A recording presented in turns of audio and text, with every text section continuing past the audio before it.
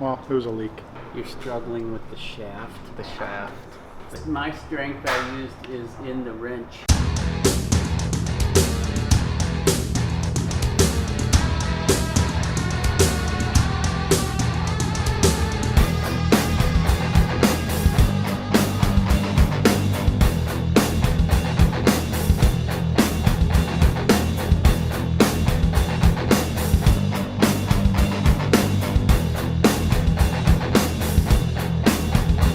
Ladies and gentlemen, you just witnessed history. How about that?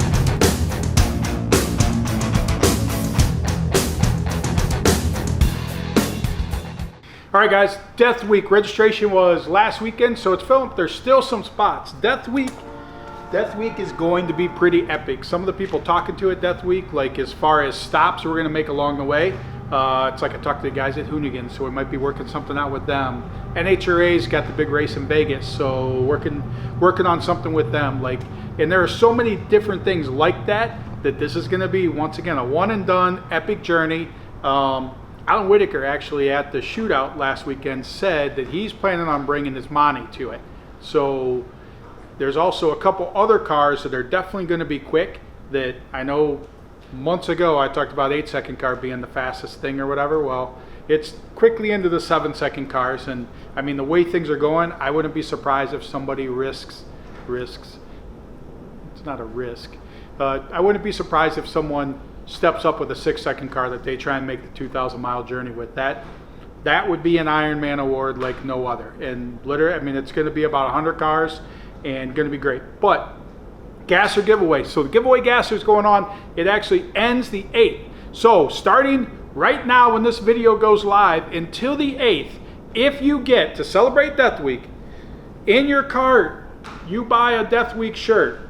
So you've got this version of the Death Week shirt, or the other version, which is the G-rated Death Week shirt, simply provided for sponsors that didn't want to tell the bean counters that they were supporting an event called Death Week.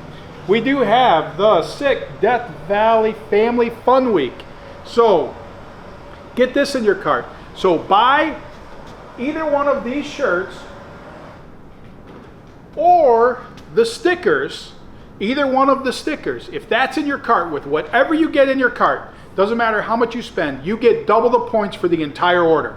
So go buy a $5 sticker. You actually get 2 entries now, as long as it's this sticker or this sticker in your cart. But it also, by buying either one of these stickers, doubles everything in your cart. So now through the 8th, it's awesome. Aiden and I took it out to dinner the other night at the Norwalk event, the NMCA race. So freaking thing runs like a top.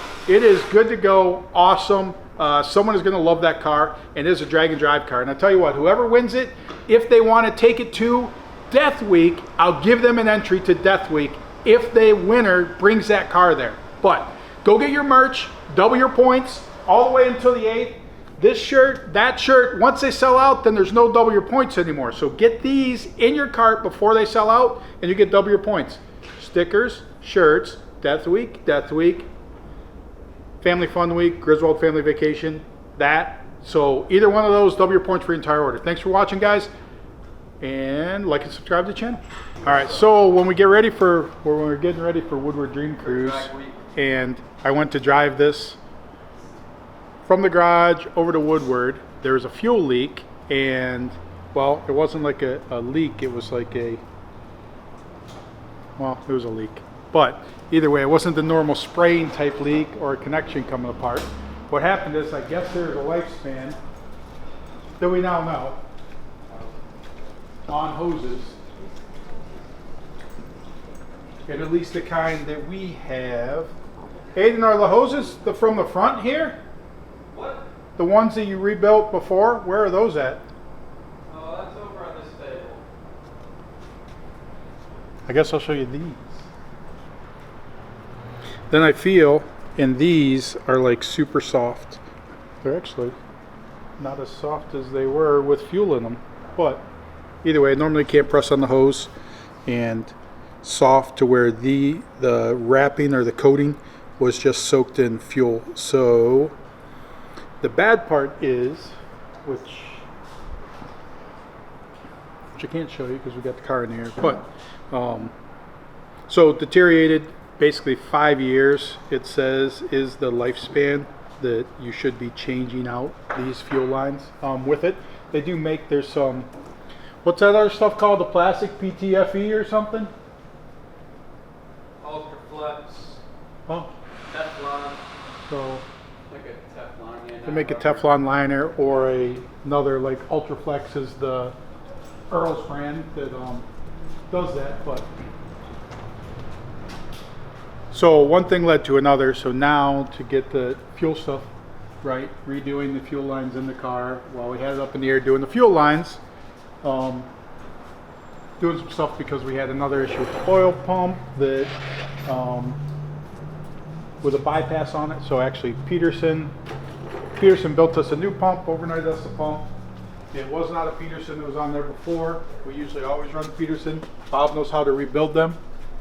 I do have experience. So, but so we got the new Peterson pump, and same point. Where's the goofy stuff? Oh, over the years with this car, this was the, call it flexible line that was on the wastegate, between the wastegate and dumping into the exhaust. Well, we don't have that available right now, but So you can kind of see where it was. Camera guy, come over here. you gotta go on this angle. So So you can see where it kind Yeah, you of can used see. to be. it was here. You can roll that out. So Don't grab the tape part, but yeah, you can roll that. Use your strength. It's not working. Either way, it did dump back into the exhaust here. So Bob is setting it up to where it'll just dump here. But this was the flexible part in between, and it was wrapped. So we had a decent exhaust leak there. So it's like, car needs some TLC for the fact that it's back here, and we already raised it up for that. It's like just going through some of the stuff, just make sure it's all good. What else we got? Fuel line. Fuel line's a big one. Oil pump change. But the fuel line on it, obviously front to back. Waiting with some of these fuel lines. There's a lot of crap that went through. Like, here's a real soft one too. That you shouldn't be able to push on that like that. So going through that, but the bad part is the fuel line that, maybe I left it over on that table. Oh yeah, because I was carrying that. But the bad part is, which I can't show you with it in the air. I'll have another one with an intake showing, but literally we run a fuel filter right before it goes into the fuel rails. Well, but you still have a 12-inch section of line that it tees off the fuel filter. Like, this isn't the one for there, but it comes right off. This lays on the intake and then tees off and then goes in there. These two lines, which are post filter, are the ones that were deteriorating, that where the leak was. Now, once we looked into it, I mean, they all need replaced, and that's what we're doing right now, is replacing all those lines. So the bad thing is now that went into the injectors. So we had one injector hang up at roadkill last year to where it kept flooding the cylinder. It would just leak down into the cylinder. So as long as the car was ran every hour or so, then it wouldn't leak down enough to hydrolock that cylinder. But when it sat overnight, it would basically hydrolock that cylinder. So we would end up having to then pump the fuel out of the spark, pull the spark plug, pump it out, and then put it in and then run it. Not the best solution, but ended up changing the injector afterwards, and problem went away. Well, what I feel is that those lines were deteriorating at that time, and there's probably, the filters are probably clogged in the injectors. So we've got all the injectors out, and we're actually going to take those to go get those cleaned. Cleaned and flow tested so that we can put them back in, because there's a big risk, even with just the street driving or whatever that we do with cruising around with this thing, of that being a problem with clogging the injectors and just not having a cylinder. I mean, you're not going to burn anything up at the idle that we do. And the good thing about a single injector setup is you either have fuel or you don't have fuel. which is way better than a multiple injector setup, which I can tell you by experience with 2.0 of issues with that when you have a fuel injector acting up. So. Okay, Bobby. Yeah. So what are you doing? Oh, so you have to loosen it. So Bobby must not have been able to muscle it up out of the way either. My strength I used is in the wrench. Oh, gotcha. But this used to connect to that with that junky piece of stuff you had, because over time everything has moved, sagged, bent, whatever, and it just leaked like hell, and they were sealing this stuff and whatever else they could get, and it was all falling apart. So now we're capping this and just putting this out, because that's a simpler deal.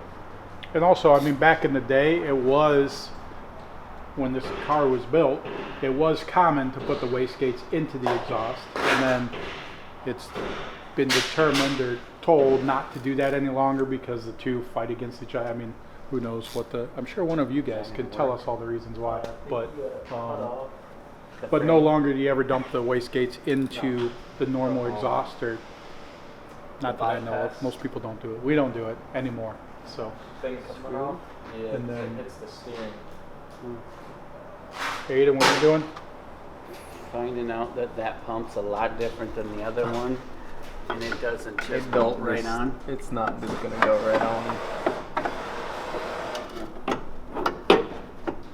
You know, we can probably cut that bypass off. That screw, we'll have to That's cut what I off. just said we gotta cut off. Yeah, because it's closed, so it won't slide. It won't fit under there. It doesn't hang low like the other one. No, because you The look at mount's it. completely the mount different. is a lot different. Does that mean the belt's gonna have to change?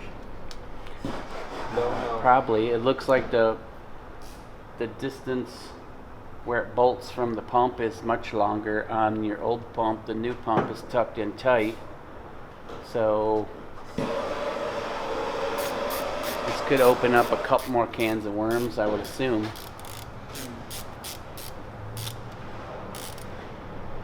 So changing from one pump to another pump isn't as easy As you think. as it appears. The good thing is when you have a fabricator, Hey Bob, when's He the just last makes time it you made all a work. rubber belt? I He all can, makes I it can work. make rubber belts. I don't care. Can you? You can make rubber belts? You I'll can give it a fab rubber try. belt? No, it sounds like Bob's saying that we might not be lined up here. Dude, we got some old tires. I could start cutting them out of tires. I don't care. We'll try No, that it. part's fine. It's the distance. Your other pump kicked the pump way over here. Now it's gonna be down, tucked in more. Your And- gear is still gonna be where the gear is. It is. Right. So the Yeah. spacing on the front from the bracket is It's the roughly same? the same, but you got the entire shaft that it can go on. I guess we got to look too and see, is that shaft the same on the old pump to this pump? Are we able to take that pulley off? Well, I can't even take that pulley off. We're struggling with that part too. Oh, really?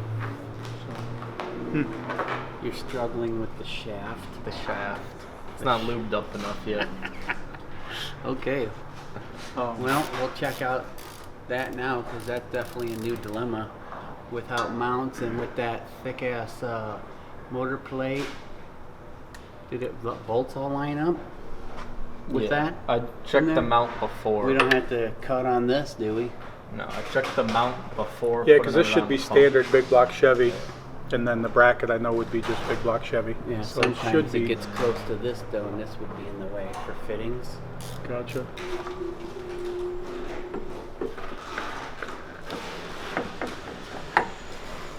Oh, I see. It mounts way higher.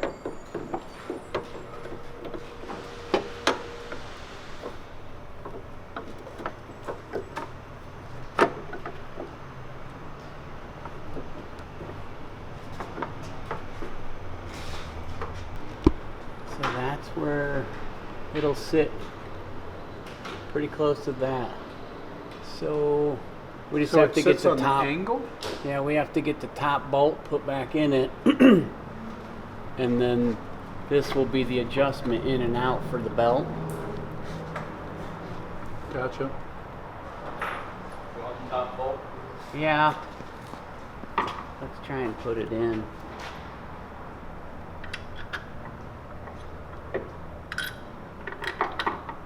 it's too short by a long shot. But there it is. Might not have to cut anything, just depending on belt length. How can be too short? And Like clamp a lot. it must be this clamp's a lot thicker than, well, That much thicker. That's pretty thick. The other bolt, but I think the This one definitely looks thicker. this one's thicker. Is it? Yeah, so if you can go grab the next longer bolt, because our bolts go in inch increments, don't they? I think they're 3. So, but on this car lately, which we don't know, we went to a different style oil pan, and on D-cell with the chutes out, a lot of times oil pressure drops, so whatever. We're always concerned about the bearings on this. But we got this all off to mock that in, and just pulling off all the caps, check the bearings, make sure it's all good. Would you call that preventive maintenance, just to check them? Kinda. There you go. Probably just preventative maintenance. Preventive maintenance to take that apart and look at that and whatever. Make it back to where we can get it back to cruise night. So Which is tonight. tonight. Tonight is cruise night. Well, it's not making it tonight. I don't know if I'm gonna make it. Maybe next Wednesday cruise night. What time is it now? It's 5:30. 4:15. 5:30. What time do you have to be at school, Aiden? 5 o'clock. So, but while they're working on mocking that stuff up, then I am going to take the injectors to go get them cleaned, flowed, and make sure it's all good. So there you go, guys. So we Thanks for just- watching. So basically what we do is we'll first test everything, but since you already have issues with the lines, we just pull them out and flush it, Cool.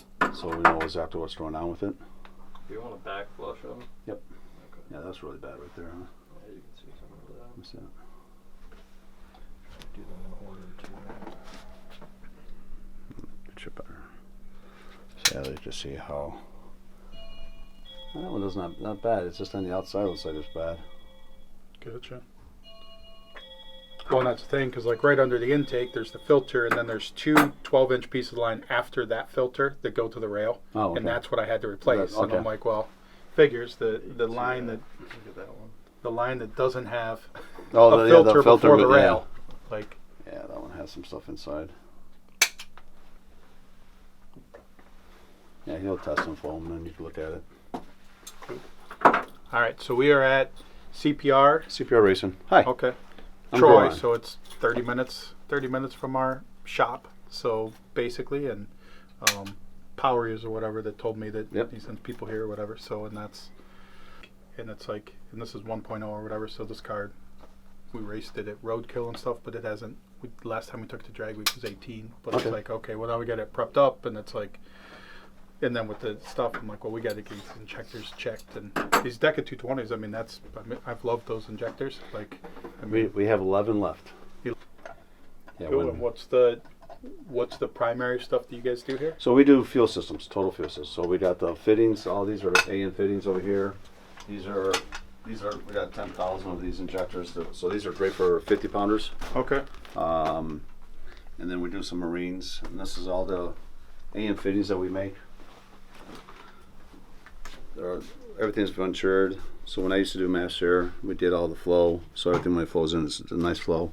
And then these are the our fittings, so everything's polished. Okay. So we just. So you make all the fittings here? Yeah, we make them in Hazel Park. Okay. Cool. I'm sorry, Warren. Warren, and moved to Warren. And then we got different connectors, clamps, hoses, but mostly we do all fuel systems of testing, cell injectors. Okay. And we do with these big injectors, we do one at a time instead of, we have the valves over there, big ones we could throw in there and fill it up. But it's better just to do one at a time and make sure everything runs right. So, but these are all, like as he was showing you, these are all the little filters that are inside each one of the injectors. And you can tell that, like, as small as that is, it doesn't take much debris to make it past the fuel filter or anything like that to all of a sudden your injector's clogged and you're restricting flow to the injector. And the injector does not monitor how much fuel actually runs through it. It just monitors how much fuel is going to it. So, right? Is that right? It's monitoring. Yeah, it's pulses to determine, based on fuel pressure and based on pulse, how much fuel it was using. So it's math, not a metering device. So the ultrasonic is, what'd you say, like just like a cleaning fluid or whatever? Yep, Like, there's a cleaning detergent in there that just basically breaks down anything around the injector, pintle, inside of it and everything like this, because once this is hooked up and everything, it'll basically open up and close the injectors while it's in there, so anything that could possibly be at the bottom of the injector will hopefully get that opened up, flushed out. Gotcha. So we will put on 45 minutes. Okay, close enough to 50. And we'll see how they are after that.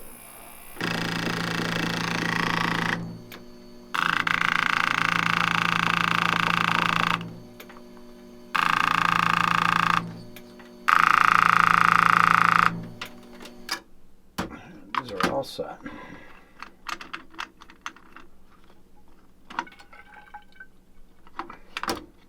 Yeah, after a while they sit. You want to keep that oil in there, and then so they won't the lubrication on the pintles. Gotcha. What's the 311 oil? Yeah, just gun oil. Just, Or? Gotcha. right. Yeah, exactly. You put these in a baggie for you, and you're all set to go, buddy.